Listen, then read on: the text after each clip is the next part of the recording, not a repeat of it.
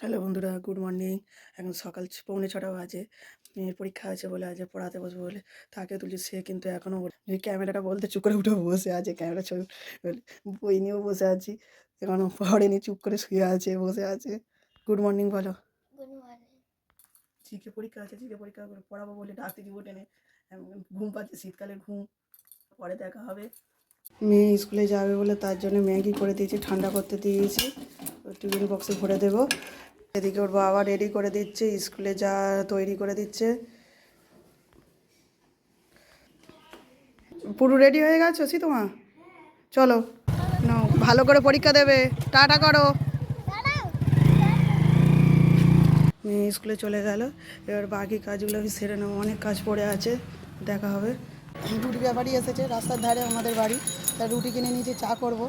যাবো দাদা, টাকাটা। রুটি নিয়ে চলে এসেছি, চাটা বসিয়ে দিয়েছি, তার লিকার চা করবো, নুন দিয়ে লিকার চা করবো। কাশি হচ্ছে, তার রুটির সঙ্গে একটা কেক নিয়েছি, কেকটা মেয়ের জন্য রেখে দেবো। আর দুটো রুটি নিয়েছি। রাস্তার ধারে বাড়ি তো, যদি সবজিওয়ালা মাছওয়ালা যাই খাবার যাক, ঠিক শুনতে পাবো, দেখতে পাবো।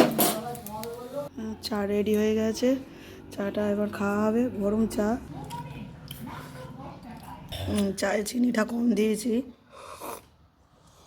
বাটি করে খাচ্ছি। খুব গরম বলে ঠান্ডা করার জন্য অল্প অল্প গরম থাকবে খাবো। স্কুলে দিয়ে এসে বাজার নিয়ে চলে এসেছে, দেখো ডাঁটা কিনে এনেছে। আর এতে আছে কুমড়ো, পুঁইশাক, গতকাল পুঁইশাক কেনা আছে। আর এতে নিয়ে এসেছে চিংড়ি মাছ, এই চিংড়ি মাছ নিয়ে এসেছে, কুমড়ো দিয়ে চিংড়ি মাছ করবো। ফ্রিজে ছিল এই মাছগুলো, তাই মাছের ঝাল করব। এতে আছে কই মাছ আর ল্যাটা মাছ আছে, দুটো শিং মাছ আছে। রান্না করার আগে পুঁইশাকটা কেটে নেব, তারপর চিংড়ি মাছটা কেটে নেবো, কেটে নিয়ে রান্না বসাবো, উনুন ধরাবো। পুঁইশাকটা কাটা হয়ে গেছে, এই চিংড়ি মাছগুলো কেটে নিচ্ছি। এই চিংড়ি মাছের এই লেজের দিকে এই খোসাটা পুরো ছাড়িয়ে দিচ্ছি, আর বডিটা হাঁড়িটা ছাই মাখিয়ে নেবো পেছনটায়, তা কালিটা তুলতে সুবিধা হবে বলে প্রতিদিনই মাখাই। উনুনটা ধরিয়ে দিয়েছি, এদিকে আমি কুমড়োটা কেটে নেব, কুমড়ো আর পুঁইশাক তরকারি করার জন্যে। ওটা গরম হয়ে গেছে, তেল দিয়েছি, তো ওতে একটু পাঁচ ফোড়ন দেবো, দিয়ে এতে একটা বড় সাইজের আলু কেটেছি, আর কুমড়োটা কাটা হয়ে গেছে। তা আলু আর কুমড়োটা ভালো করে ভেজে নেব। কুমড়োর আলুটা ভাজা হয়ে যেতে আমি পুঁইশাকটা নুন দিয়ে একটু ভাবিয়ে নেব, ভাবিয়ে নিয়ে তারপরে মশলা দিয়ে কষে নেবো। তো এটা সেদ্ধ হতে থাক, দিকে আমি আদা জিরেটা বেটে নেব। কুমড়োটা সেদ্ধ হতে নামিয়ে নিয়েছি, এদিকে কড়াইতে তেল দিয়েছি, তেলটাও গরম হয়ে গেছে, চিংড়ি মাছটা ভেজে নেব।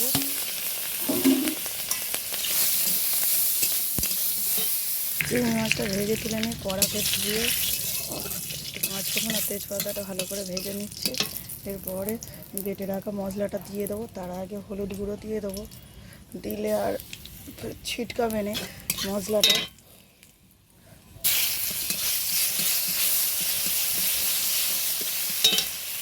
আর একটু হলুদ গুঁড়ো দেবো।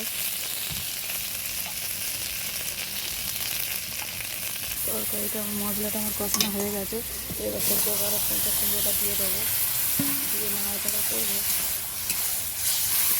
এর সাথে দিয়ে দেবো ভেজে রাখা চিংড়ি মাছ দিয়ে দেবো, কিছু ভাজা রেখে দেবো মেয়ে খাবে বলে।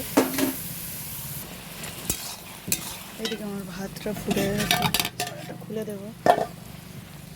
আর এই দুটো হচ্ছে শিং মাছ, এই মশলা মাখিয়ে নেব।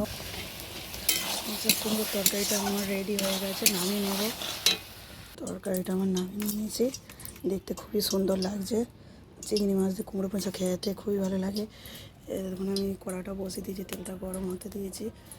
এতক্ষণের পরে উনুনে ভালো করে আগুনটা ধরে নিয়েছে, খুব জোরেও জ্বলছে লাল হয়ে। কিছু কুমড়ো ছড়িয়ে দিয়েছি, আর এদিকে মশলা মাখিয়ে রেখেছি মাছটায়। তেল তো গরম হয়ে গেছে, মাছটা দিয়ে তেল গরম হয়ে গেছে। খুঁটিতে একটু জল ছিল বলে চটপট করে আওয়াজ হচ্ছে।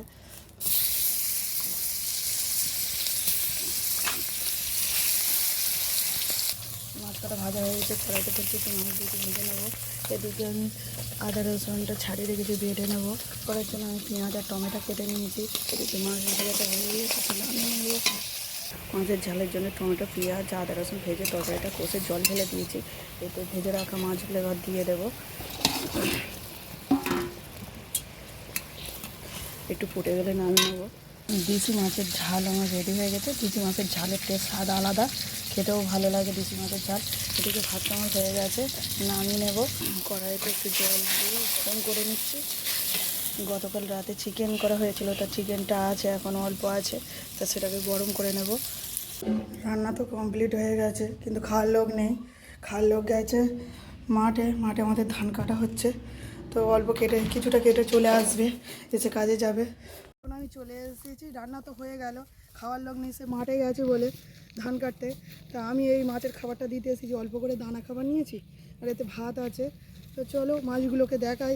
আর তোমাদের আর এই জমিটার বৃষ্টির জন্যে ধান হয়নি, তা ফের এই খড়র চাষের জন্য জমি পরিষ্কার হচ্ছে। তো ধান চাষের জন্য ডাঙায় উঠে চলে এসেছি, মাছের খাবার দেব। এবারে এগুলো হলো দানা খাবার, ওই মাছেদের খাবার দিলে মাছ উঠবে সব।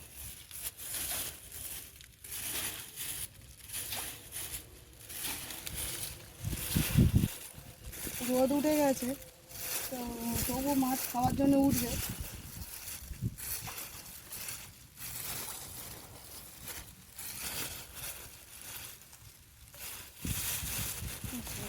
মাছগুলো খেতে শুরু করে দিয়েছে এক এক করে। কি সুন্দর সব উঠেছে খাওয়ার জন্যে। এরপরে ভাতটা ফেলে দেবো। কি সুন্দর মাছগুলো খাচ্ছে,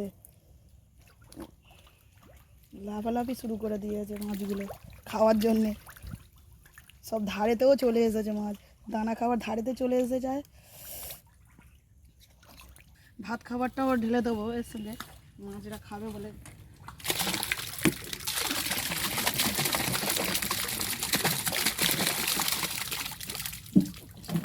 মাছের খাবার দেওয়া রেডি। আর এটা বাগানের পেঁপে গাছ।